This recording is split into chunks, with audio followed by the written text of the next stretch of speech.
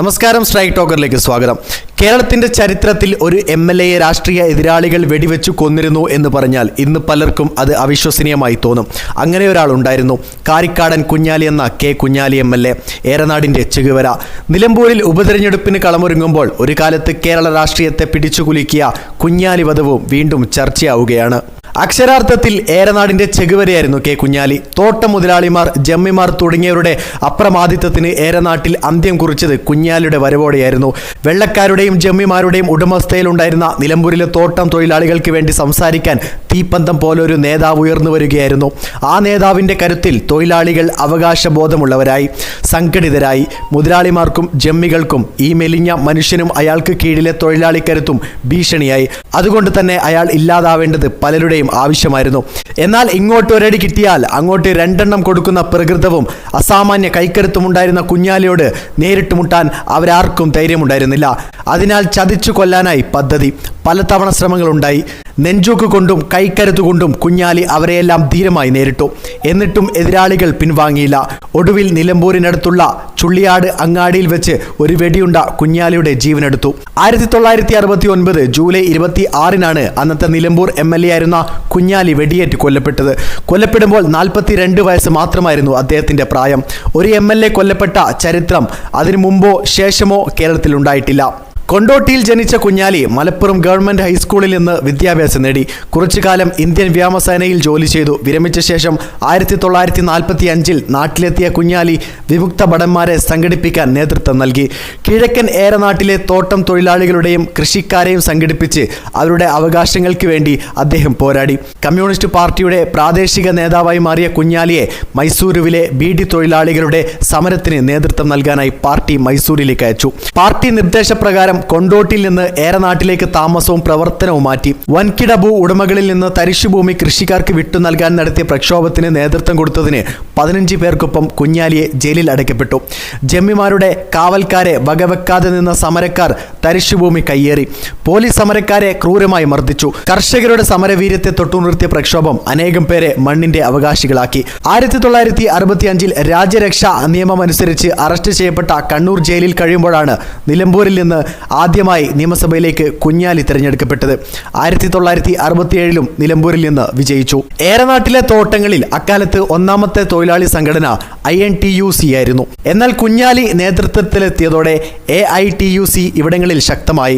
1964 പിളർപ്പിന് ശേഷം കുഞ്ഞാലി CPMന്റെ ഭാഗമായെങ്കിലും അന്ന് CITU രൂപീകരിക്കപ്പെട്ടിരുന്നില്ല. അതിനാൽ മരണം വരെ കുഞ്ഞാലി AITUC നേതാവായിരുന്നു. തൊഴിലാളി വിരുദ്ധരായ മുതലാളിമാരെയും സൂപ്രണ്ടുമാരെയും രൂക്ഷമായ ഭാഷയിൽ ചോദ്യം ചെയ്യുന്ന കുഞ്ഞാലിയുടെ ശൈലി തൊഴിലാളികൾക്കിടയിൽ വലിയ ആവേശമുണ്ടാക്കി. തൊഴിലാളികളെ അടിക്കുകയോ തൊഴിലാളി സ്ത്രീകളെ അപമാനിക്കുകയോ ചെയ്തെന്ന് അറിഞ്ഞാൽ ആരായാലും കുഞ്ഞാലി അവരെ തിരിച്ചടിക്കുമായിരുന്നു.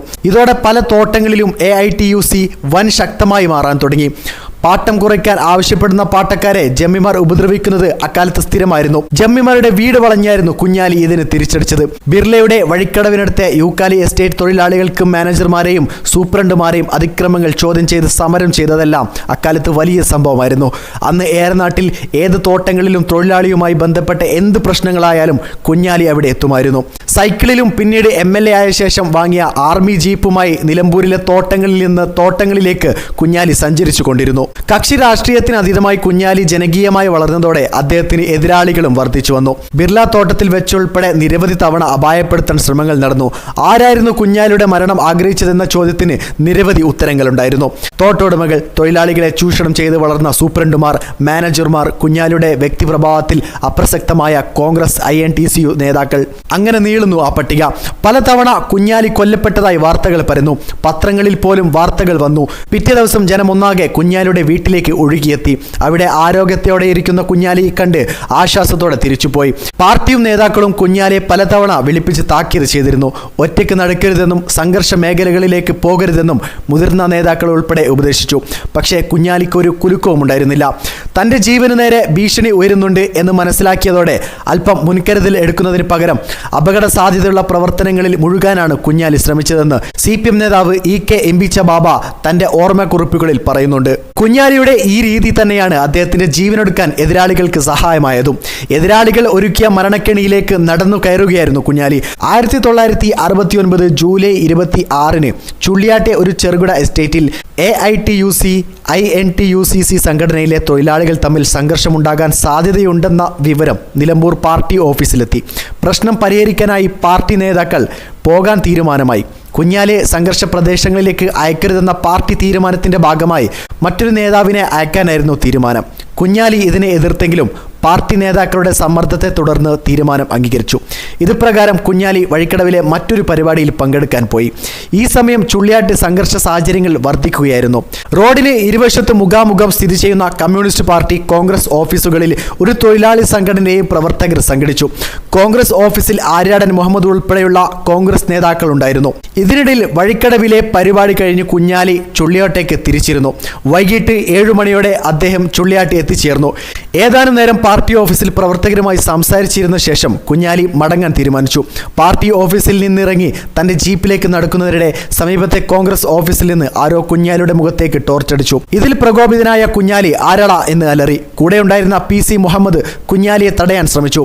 അദ്ദേഹത്തിന്റെ കൈ തട്ടിമാറ്റി കുഞ്ഞാലി അവിടെ തന്നെ നിന്നു. അപ്പോഴേക്കും ഇരുട്ടിൽ നിന്ന് ആരോ വെടിയുയർത്തി. വെടിയുണ്ട നെഞ്ചിൽ തുളച്ചു കയറിയ കുഞ്ഞാലി അവിടെ കുഴഞ്ഞു വീണു. അദ്ദേഹത്തെ താങ്ങിയെടുത്ത പ്രവർത്തകർ അദ്ദേഹത്തെയും കൊണ്ട് ജീപ്പിൽ ആശുപത്രിയിലേക്ക് കുതിച്ചു. നിലമ്പൂർ ആശുപത്രിയിൽ നിന്ന് പ്രാഥമിക ചികിത്സ നൽകി മഞ്ചേരിയിലേക്ക് കൊണ്ടുപോയി. അവിടെ നിന്ന് കുഞ്ഞാലിയെ പരിശോധിച്ച ഡോക്ടർ കോഴിക്കോട് മെഡിക്കൽ കോളേജിലേക്ക് കൊണ്ടുപോകാൻ നിർദ്ദേശം നൽകി. അതിനിടയിൽ മഞ്ചേരിയിൽ വെച്ച് ആര്യാടൻ മുഹമ്മദ് ഉൾപ്പെടെയുള്ളവരാണ് തന്നെ വെടിവെച്ചതെന്ന് കുഞ്ഞാലി മരണമൊഴി നൽകി. കോഴിക്കോട്ട് എത്തിച്ച കുഞ്ഞാലിയെ ശസ്ത്രക്രിയയ്ക്ക് വിധേയനാക്കി. മരുന്നുകളോട് പ്രതികരിക്കാൻ തുടങ്ങിയതോടെ കുഞ്ഞാലി രക്ഷപ്പെടുമെന്ന് തന്നെ എല്ലാവരും പ്രതീക്ഷിച്ചു. എന്നാൽ 27-ാം തീയതി കുഞ്ഞാലിയുടെ ആരോഗ്യസ്ഥിതി വഷളായി. ജൂലൈ 28 രാവിലെ 10:30-ന് കുഞ്ഞാലി മരണപ്പെട്ടു. ആര്യാടൻ മുഹമ്മദായിരുന്നു കേസിൽ 1-ാം പ്രതി. ആര്യാടൻ ഉൾപ്പെടെയുള്ള കോൺഗ്രസ് നേതാക്കളെയും പ്രവർത്തകരെയും അന്ന് പാർട്ടി ഓഫീസിൽ വെച്ച് തന്നെ പോലീസ് അറസ്റ്റ് ചെയ്തിരുന്നു. കോൺഗ്രസ് ഓഫീസ് കത്തിക്കാൻ നിന്നിരുന്ന കമ്മ്യൂണിസ്റ്റ് പാർട്ടി പ്രവർത്തകരിൽ നിന്ന് ഇവരെ രക്ഷിച്ചാണ് പോലീസ് അറസ്റ്റ് ചെയ്ത് കൊണ്ടുപോയത്. ആര്യാടൻ ഉൾപ്പെടെയുള്ള പ്രതികൾ 1 വർഷം റിമാൻഡ് തടവിൽ കഴിഞ്ഞു. കുഞ്ഞാലി മരിച്ച് 4 മാസം കഴിഞ്ഞപ്പോൾ EMS മന്ത്രിസഭ രാജിവെച്ചു. കോൺഗ്രസ് പിന്തുണയിൽ C അച്യുതമേനോൻ മുഖ്യമന്ത്രിയായി. ഇതോടെ കേസിന്റെ സ്വഭാവം മാറി. 1-ാം പ്രതിയായ ആര്യാടൻ മുഹമ്മദ് ഉൾപ്പെടെയുള്ളവരെ തെളിവില്ലെന്ന് കണ്ട് കോടതി വെറുതെ വിട്ടു. 1971-ൽ കുഞ്ഞാലിയെ വെടിവെച്ചു എന്ന കരുതപ്പെടുന്ന കോൺഗ്രസ് പ്രവർത്തകനായ ഗോപാലൻ എന്നയാളെ CPM പ്രവർത്തകർ കുത്തിക്കൊന്നു. ഇയാളെ കേസിൽ പ്രതിപട്ടികയിൽ ഉൾപ്പെടുത്തിയിരുന്നില്ല. പിന്നീട് കേരള രാഷ്ട്രീയം മാറിമറിഞ്ഞപ്പോൾ ഇതേ ആര്യാടൻ മുഹമ്മദ് നിലമ്പൂരിൽ ഇടത് പിന്തുണയിൽ മത്സരിച്ചു. അവസാന കാലം വരെ താൻ കുഞ്ഞാലിയെ കൊന്നിട്ടില്ലെന്നായിരുന്നു ആര്യാടൻ പറഞ്ഞിരുന്നത്. എന്നാൽ കുഞ്ഞാലിയുടെ സഹപ്രവർത്തകരും ഭാര്യ സൈനബയും ഉൾപ്പെടെയുള്ളവർ ഇതിന് പിന്നിൽ ആര്യാടൻ തന്നെയാണെന്ന് ആരോപിച്ചിരുന്നു. വർഷങ്ങൾ ഒരുപാട് കഴിഞ്ഞു. ഇന്ന് നിലമ്പൂരിൽ വീണ്ടും ഒരു തിരഞ്ഞെടുപ്പ് വന്നിരിക്കുകയാണ്. ഇന്ന് ആര്യാടൻ മുഹമ്മദുമില്ല, കുഞ്ഞാലിയുമില്ല. പകരം M സ്വരാജും ആര്യാടൻ ഷൗക്കത്തുമാണുള്ളത്. നിലമ്പൂരിൻ്റെ രാഷ്ട്രീയത്തിൽ ഇങ്ങനെയും ചില കഥകളുണ്ട്. വീഡിയോ ഇഷ്ടമായ ലൈക്ക് ചെയ്യുക, നിങ്ങളുടെ അഭിപ്രായം രേഖപ്പെടുത്തുക. കൂടുതൽ വീഡിയോസുകൾക്കായി ഈ ചാനൽ തന്നെ സബ്സ്ക്രൈബ് ചെയ്യുക. This is tech talker signing of.